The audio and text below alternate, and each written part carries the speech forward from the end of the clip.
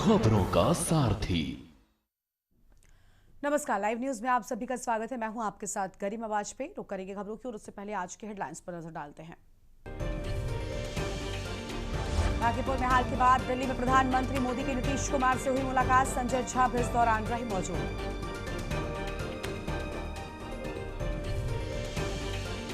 CM Yogi करेंगे India bio energy and tech expo का शुभारंभ। ग्रेटर नोएडा में 11 से 13 अगस्त तक होगा आयोजन। सीएम धामी ने खोला खजाना। 5 मंदिरों के सौंदर्यीकरण को दी करोड़ों को स्वीकृति।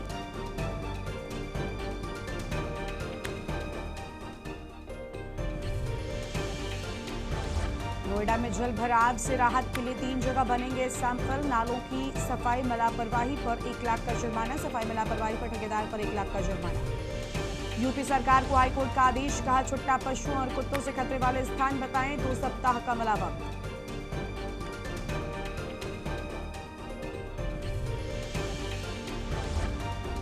लखनऊ सहित 50 जिलों में भारी बारिश का येलो अलर्ट। कई शहरों में गिर सकती है बिजली।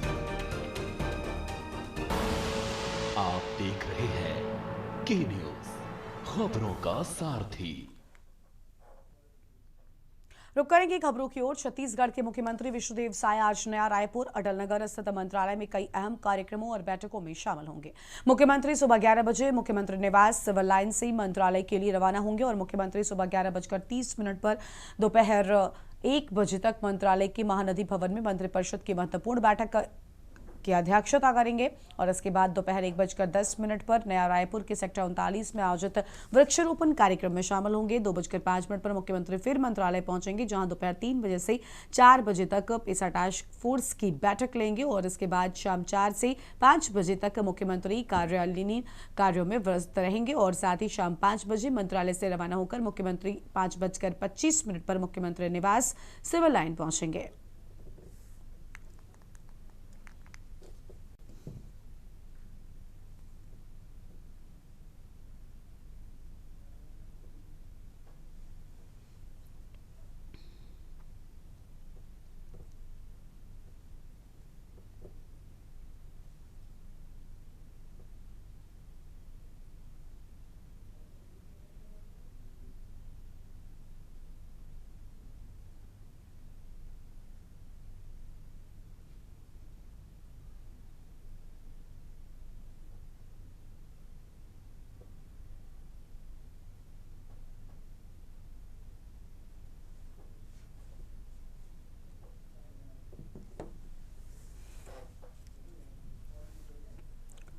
रायपुर से खबर है, आज होगी छत्तीसगढ़ की महत्वपूर्ण कैबिनेट की बैठक। मुख्यमंत्री विष्णुदेव साय की अध्यक्षता में कैबिनेट की बैठक होगी। मंत्रालय के मंत्री परिषद कक्ष में सुबह 11:30 बजे से बैठक होगी शुरू और प्रदेश के विकास और प्रशासन से जुड़े कई अहम एजेंडे पर होगी चर्चा।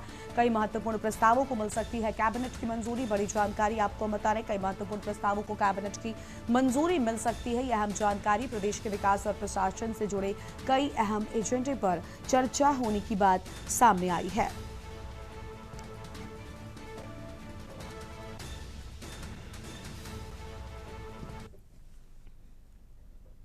और अब सीधा आपको यूपी विधानसभा से तस्वीरें दिखाते हैं कार्रवाई के दौरान की। इसका मुझे शक है।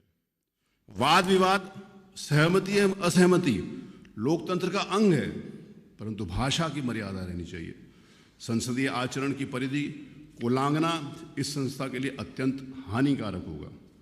परंतु कल सदन में जो हुआ उससे मैं दुखी और निराश हूं। मुझे पहली बार यह महसूस हुआ या तो हमारे प्रयास में कहीं कमी रह गई या फिर डॉक्टर अंबेडकर की बात सही है कि कमी संविधान में नहीं बल्कि व्यक्तियों में होगी। कल एक ऐसे सदस्य के आचरण ने मुझे दुखी किया जिसको हम इस सदन का रोल मॉडल कहते थे। कहीं भी कोई भी आता था तो मैं कहता ये रोल मॉडल है विधानसभा के। उनके द्वारा जिस समय इस प्रकार का आचरण किया गया और उसके बाद भी मेरे मना करने के बाद भी बाहर जिस प्रकार की उनके भाषा का प्रयोग किया गया, वो निश्चित रूप से उसने मेरे मन में एक वेदना और पीड़ा पैदा की। ये निराशाजनक है। यदि सदन का आचरण उच्च स्तरीय योग्यता के पश्चात भी अपेक्षित स्तर का नहीं होगा तो आने वाले समय में कदाचित विधायिका निरर्थक हो जाएगी। मेरी एक लंबी राजनीतिक पारी रही है जो कि अपने अंतिम चरण में है। मैं फिर इस बात को रिपीट कर रहा हूँ, कि जो कि एक अंतिम चरण में है, परंतु मेरी यह आशा रही है एवं प्रयास रहा है कि अध्यक्ष के रूप में मैं इस विधायिका ने जो हमको दिया है उसका हम कुछ ऋण वापस कर सके। परंतु ऐसा लगता है कि हम अपने प्रयासों में विफल हैं एवं जब तक सदन के माननीय सदस्य इसमें सहयोग नहीं करेंगे तब तक इस संवैधानिक संस्था का उन्नयन संभव प्रतीत नहीं होता। मेरी यह अपील है कि आप सब लोग पार्टी से उठकर इस पर विचार करें, हम आत्मालोचन करें कि आने वाली पीढ़ी के लिए हम क्या विरासत एवं परंपराएं छोड़ें, हमारे स्वतंत्रता संग्राम सेनानियों की विचारधारा एवं उनके सपनों का कितना सार्थक कर रहे हैं। आशा है कि हम इसका सिंहावलोकन करेंगे। अंत में इसके अतिरिक्त मैं ये भी कहना चाहूँगा कि मेरे मना करने के बाद भी कतिपय माननीय सदस्यों ने इस सदन के प्रतिबंधित कार्रवाई को मीडिया और सोशल मीडिया को दिया है, जिसको इसको प्रसारित किया गया है एवं ये आपत्तिजनक है। मैंने मीडिया के सम्मानित बंधुओं से इस बात पर रिक्वेस्ट करी थी कि वो नहीं दिखाएंगे। पहले भी इस प्रकार के अगर यहाँ पर विधानसभा में ये क्षण आए हैं कि जिस समय वीडियो रिकॉर्डिंग करी जा रही थी, मैंने मना किया था, उसके बाद भी उन्होंने मान गए थे। लेकिन परंतु कल जिस प्रकार से जो मेरे मना करने के पश्चात भी जिन माननीय सदस्यों के द्वारा यहाँ की फ़ोटो खींचकर सोशल मीडिया में डाली, यहाँ की रिकॉर्डिंग करके सोशल मीडिया में डाली, वो अत्यंत निंदनीय है और पीड़ाजनक है। अगर इस प्रकार का आप छवि समाज में देना चाहते हैं कि हम नहीं सुधर सकते, तो सबके लिए इस बात की जिम्मेवारी आती है। कोई भी एक सदस्य अगर इस प्रकार का आचरण करता, मैंने कहा था कि एक समय था कि जिस समय माननीय अखिलेश यादव जी मुख्यमंत्री थे तो 2 सदस्यों ने वहाँ पर अपनी हाफ ऊपर कपड़े उतार दिए थे। तो मैंने कहा था वो कपड़े 2 लोगों के नहीं, पूरे 403 विधानसभा के सदस्यों के उतरे हैं, मैंने ये बात कही थी। और उसके बाद भी अगर इस प्रकार का आचरण है तो मुझे बहुत दुख है। मुझे इस बात के लिए विचार करना पड़ेगा, गंभीरता के साथ विचार करना पड़ेगा कि मैं इस कुर्सी के योग्य हूँ कि नहीं हूँ, अथवा जो कुछ मैंने 4.5 वर्षों के अंतर्गत किया है वो उचित है कि अनुचित है। मैं इसके ऊपर आत्मविलोचन करूंगा और इसका निर्णय शीघ्र करूंगा। बताइए आप क्या कहना चाहते हैं। माननीय अध्यक्ष जी, हमने आपको बहुत ही गंभीरता से सुना और मैंने मानवर शुरू में ही कहा था कि मैं सौभाग्यशाली हूँ कि आपको विपक्ष के रूप में भी देखा, सरकार के मंत्री के रूप में भी देखा और माननीय अध्यक्ष की पीठ पर भी मैंने आपको देखा। मानवर मैं बार बार इस बात को कहता हूँ, या डॉक्टर लोहिया भी कहा करते थे कि लोकतंत्र चलता है लोक और लाज से। अगर और इसके बाद भी मैंने जहाँ जिस प्लेटफॉर्म पे आपके समस्त सरकार से अनुरोध किया था तो मैंने कहा था कि उत्तर प्रदेश देश का बड़ा राज्य है और बड़े राज्य में बहुत सी समस्याएं हैं जिस पे माननीय सदस्य अपने विचार साझा करके सरकार से समुचित उत्तर की प्रतीक्षा करते हैं और प्रदेश भी देखता है, विधानसभा की कार्रवाई को पूरा प्रदेश और देश देखता है मानवर। लेकिन मानवर ना जाने किन परिस्थितियों में लगातार सदन की अवधि कम की जा रही है, विपक्ष को लगातार मानवर अनदेखी की जा रही है। जितना दायित्व सरकार का सदन चलाने का है मानवर, उतना ही दायित्व हमारा भी है। माननीय मुख्यमंत्री जी केवल भारतीय जनता पार्टी के मुख्यमंत्री नहीं है मानवर, माननीय मुख्यमंत्री जी हम सबके मुख्यमंत्री हैं। लेकिन भाषा कोई एक तरफ से नहीं बिगड़ी है मानवर। अगर भाषा का अवलोकन करेंगे मानवर तो इसी सदन में ऐसी ऐसी भाषा का प्रयोग हुआ है जिसके बारे में आपके खुद रिकॉर्ड में है और लाइब्रेरी में मानवर। हम उन विवादों में नहीं जाना चाहते मानवर, लेकिन कल की भी घटना पे हमारी पार्टी, हमारे नेता विरोधी दल ने आपको चर्चा के लिए मानवर अनुरोध किया था। मानवर आपने कुछ उस पर कहा था कि हम व्यवस्था देंगे, लेकिन हम सब चाहते थे कि वो इस तरह का देश और दुनिया के सामने वो आके खड़ा हो गया है। उस अगर हम जिक्र करेंगे मानवर तो हो सकता है कुछ लोगों को अच्छा ना लगे, लेकिन सब लोग जानते हैं कि कौन सा विषय इस समय देश के अंदर चल रहा है। और वहीं दूसरी तरफ मानवर सड़कों पर छात्र पिट रहे हैं, खेतों में किसान। कल जब आपने कही, आपने बात की, इसका मैं उत्तर दे दूं। अब बैठे, मैं आपकी बात कह दूं। आपने जो विषय कहा है मेरे ऊपर, मैं उसको, मेरी बात सुन लीजिए। विपक्ष कहाँ मगर मैं बात हृदय आपका संरक्षण चाहता हूँ मानवर। हमेशा विपक्ष, आपने विभिन्न प्लेटफॉर्म पे कहा लगभग 4.5 साल हो गया बिना व्यवधान के विधानसभा अनवरत गति से काम की है। मानवर क्या इसमें विपक्ष का सकारात्मक रोल नहीं रहा? विपक्ष ने ऐसी भाषा का सामना किया मानवर कि चाहता। तो विधानसभा सत्र में मानसून सत्र की कार्यवाही को आप सुन रहे थे, जहां कल जोरदार हंगामा भी हुआ था और आज फिर से कुछ ऐसे ही आसार नजर आ रहे हैं। वापस से अपनी खबरों का हम रुख करेंगे। मैनपुरी में करंट लगने से एक मासूम की मौत की खबर सामने आई है। करंट की चपेट में आने से मासूम की जान गई। खेत की घेराबंदी में लगे तारों में करंट से मौत हुई। खेत पर गई 10 वर्षीय बच्ची की दर्दनाक मौत। बिजली करंट से बच्ची की दर्दनाक मौत की खबर सामने आई है। बकरियां चराने गई थी मासूम बच्ची। खेत मालिक सुशील अग्निहोत्री ने लगाया था करंट तार। खेत मालिक की करतूत में एक बच्ची की जान ले ली। थाना अलाव के सुगांव में हुआ है यह पूरा हादसा। बिजली करंट से बच्ची की दर्दनाक मौत की खबर सामने आई है।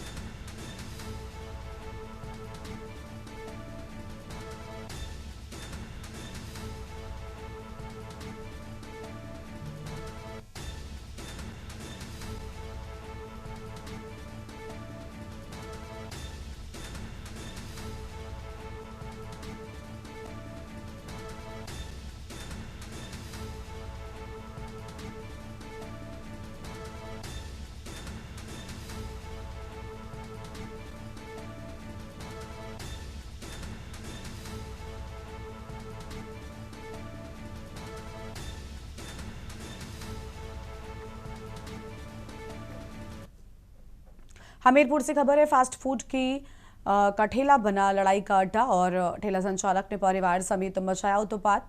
लड़कियां बुजुर्ग को मारती और गाली देती नजर आई। समझाने आए लोगों के साथ भी जमकर बदसलूकी। बीच चौराहे पर जमकर दोनों पक्षों के बीच मारपीट हुई। मारपीट का वीडियो हुआ सोशल मीडिया पर वायरल। सदर कोतवाली क्षेत्र के महिला थाने के पास का ये पूरा मामला सामने आया है, जहां दो पक्षों में फास्ट फूड की दुकान पर विवाद होता हुआ नजर आया।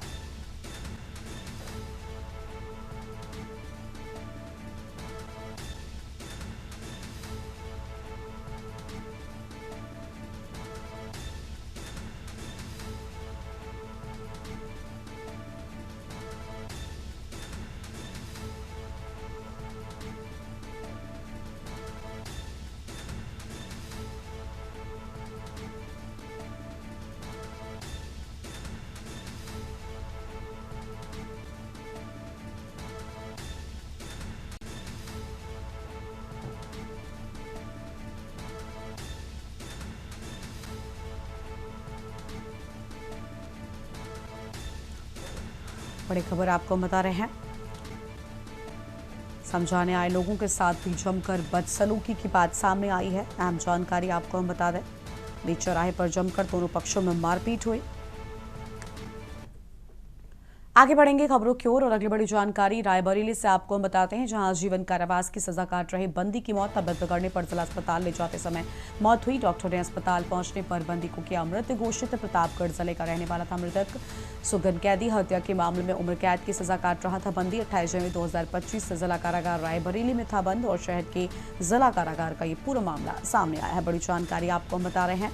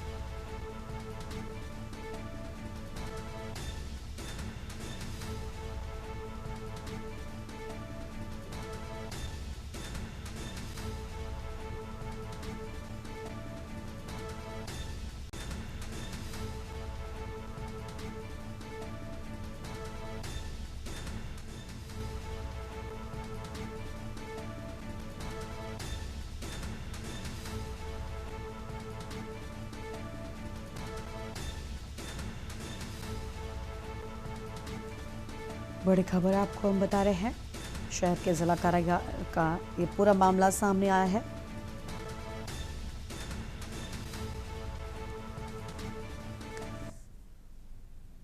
अयोध्या से बड़ी जानकारी। चढ़ावा चोरी के बाद अयोध्या पहुंचे चंपत राय। चढ़ावा प्रकरण के बाद पहली बार अयोध्या पहुंचे चंपत और तपस्वी छावनी में परमहंस आचार्य से मुलाकात की। बोले अंतिम सांस तक अयोध्या में रहूंगा। दोनों के बीच बंद कमरे में लंबी चर्चा होने की बात सामने आई है। 26 जून को महासचिव पद से इस्तीफा दिया था चंपत राय ने। परमहंस आचार्य जी से मुलाकात की बात सामने आई। बड़ी जानकारी आपको हम बता रहे हैं।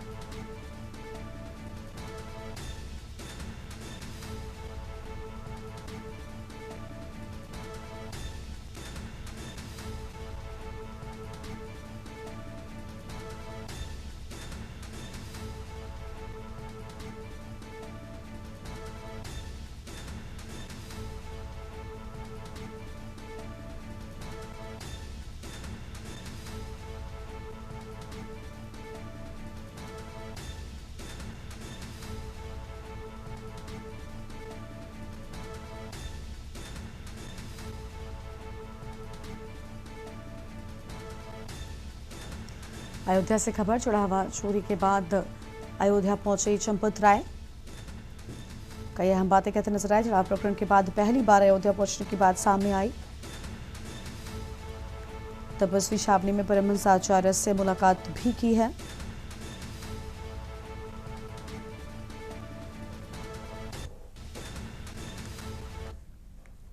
आगे बढ़ते हैं खबरों की ओर। अगली खबर है फर्रुखाबाद से, जहां पर जिले में बाढ़ के बढ़ते खतरे को देखते हुए जिला प्रशासन पूरी तरीके से अलर्ट मोड पर है। जिलाधिकारी डॉक्टर अंकुर लाठर और पुलिस अधीक्षक आरती सिंह ने अधिकारियों के साथ सदर तहसील के विकासखंड बड़पुर स्थित बाढ़ प्रभावित ग्राम बिलावलपुर और धर्मपुर कटरी के मजरा पंखी नगला का स्थलीय निरीक्षण किया। अधिकारी ट्रैक्टर के माध्यम से प्रभावित क्षेत्र में पहुंचे और ग्रामीणों से बातचीत कर उनकी समस्याओं की जानकारी ली है। जिलाधिकारी ने अधिकारियों को निर्देश दिए कि बाढ़ प्रभावित क्षेत्रों में खाद्यान्न, पेयजल, दवाइयां और अन्य आवश्यक वस्तुओं की उपलब्धता पर हर समय सुनिश्चित की जाए और उन्होंने राहत चौकियों, नावों, स्वास्थ्य टीमों और बचाव संसाधनों को पूरी तरीके से सक्रिय रखने के निर्देश भी दिए हैं। जल जनित रोगों की रोकथाम के लिए नियमित स्वास्थ्य शिविर लगाने तथा पशुओं के लिए चारा और चिकित्सा सुविधाएं उपलब्ध कराने के भी निर्देश दिए हैं। इसके बाद जिलाधिकारी ने बड़पुर स्थित रहमानिया इंटर कॉलेज में बनाए गए अस्थायी शरणालय का निरीक्षण किया। उन्होंने पेयजल, भोजन, बिजली, शौचालय, चिकित्सा सुविधा, महिलाओं और बच्चों के लिए आवश्यक व्यवस्थाओं की समीक्षा करते हुए सभी व्यवस्थाएं दुरुस्त रखने के निर्देश भी दे दिए हैं।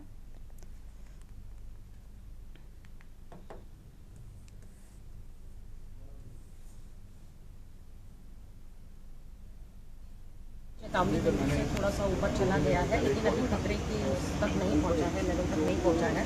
बट जो चेतावनी बिंदु से ऊपर गया है पिछले 2 दिनों में, उस कारणवश कुछ गांव में अभी कृषि भूमि पर पानी आ गया है। उसी का आज निरीक्षण किया गया था अमृतपुर से, जहां पर तीसराम की मड़ैया थी, वहां पर भी थोड़ा सा कृषि भूमि में पानी है।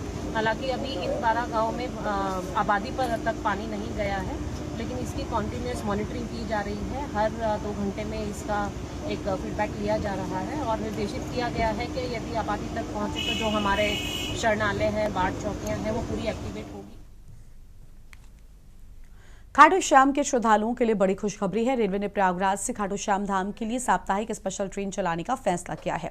10 अगस्त से शुरू होने वाली ये ट्रेन कानपुर के गोविंदपुर स्टेशन पर भी रुकेगी और इससे कानपुर और आसपास के हजारों श्रद्धालुओं को बड़ी राहत मिलने की उम्मीद है। खाटू श्याम जाने वाले श्रद्धालुओं का इंतजार अब खत्म होने जा रहा है। रेलवे ने 10 अगस्त से प्रयागराज से खाटू श्याम के लिए साप्ताहिक स्पेशल ट्रेन चलाने का निर्णय लिया है और ये ट्रेन प्रत्येक सोमवार को संचालित होगी। ये स्पेशल ट्रेन शाम 7:55 पर गोविंदपुरी रेलवे स्टेशन पहुंचेगी, जिससे कानपुर और आसपास के जिलों के श्रद्धालुओं को भी इसका सीधा लाभ मिलेगा। अब भक्तों को दूसरे शहरों से ट्रेन पकड़ने की परेशानी नहीं उठानी पड़ेगी। यात्रा के दौरान ये ट्रेन मेहंदीपुर बालाजी और खाटू श्याम धाम के लिए रींगस स्टेशन पर भी रुकेगी और इससे श्रद्धालु एक ही यात्रा में दोनों प्रमुख धार्मिक स्थलों के दर्शन कर सकेंगे, क्योंकि अभी तक सिर्फ कानपुर सेंट्रल से एक ही ट्रेन रींगस के लिए चलती थी। एससीएम कानपुर सेंट्रल ने बताया कि अच्छा रिस्पॉन्स मिलने पर गाड़ी के फेरे के साथ ट्रेन भी चलाई जा सकेंगी।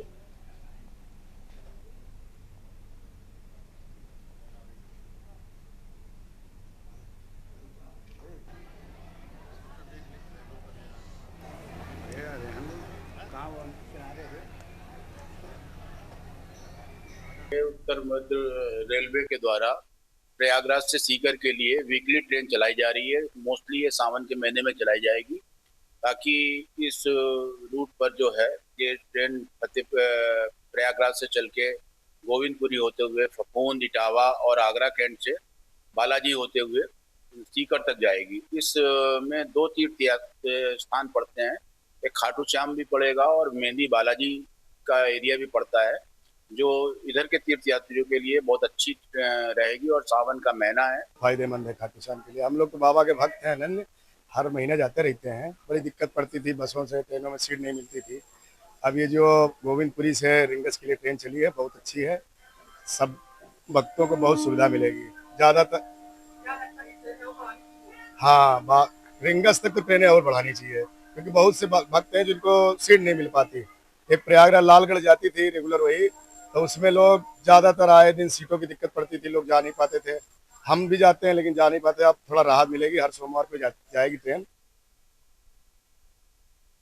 श्याम और बालाजी जाने वाले भक्तों के लिए एक खुशखबरी है।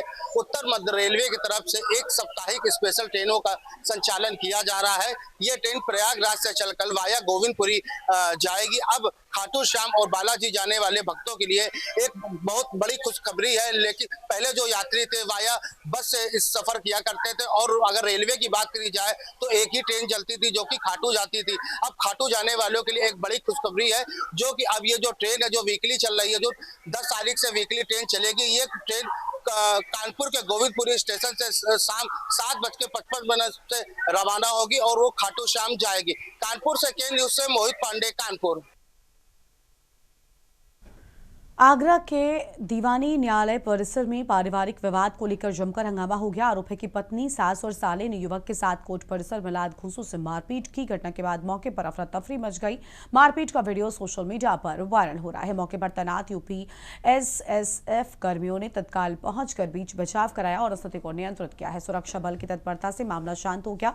घटना की जानकारी पुलिस को दे दी गई है। पूरा मामला थाना न्यू आगरा क्षेत्र स्थित दीवानी न्यायालय परिसर का बताया जाता है। पुलिस मामले की जांच में जुटी हुई है।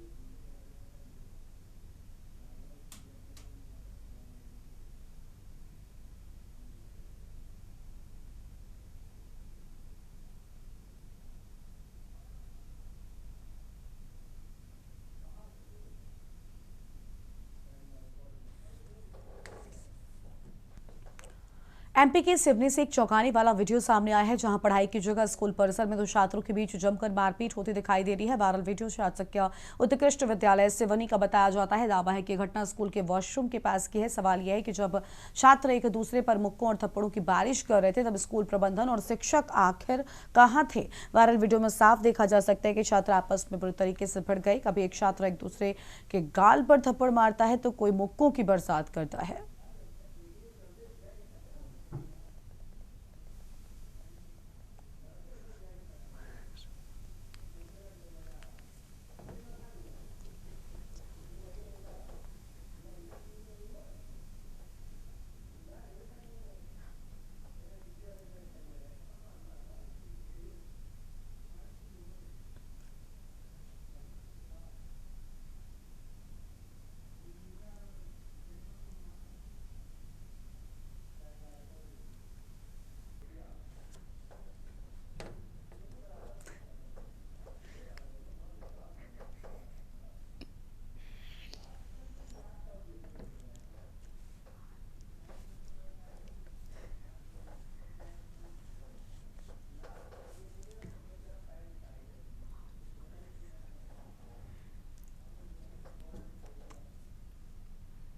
मध्य प्रदेश के सिवनी जिले से ममता और साहस की एक भावुक कर देने वाली तस्वीर सामने आई है।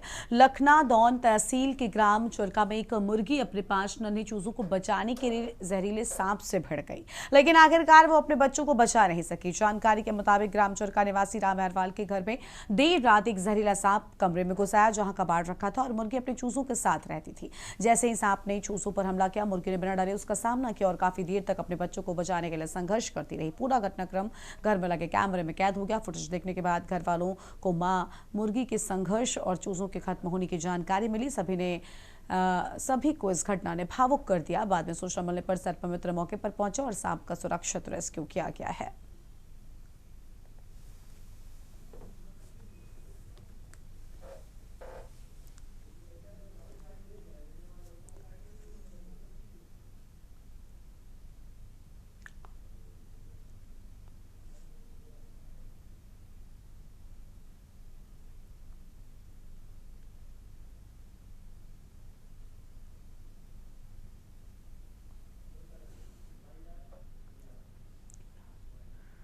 इस बुलेटिन में इतना ही। देखते रहिए के न्यूज़ इंडिया। नमस्कार।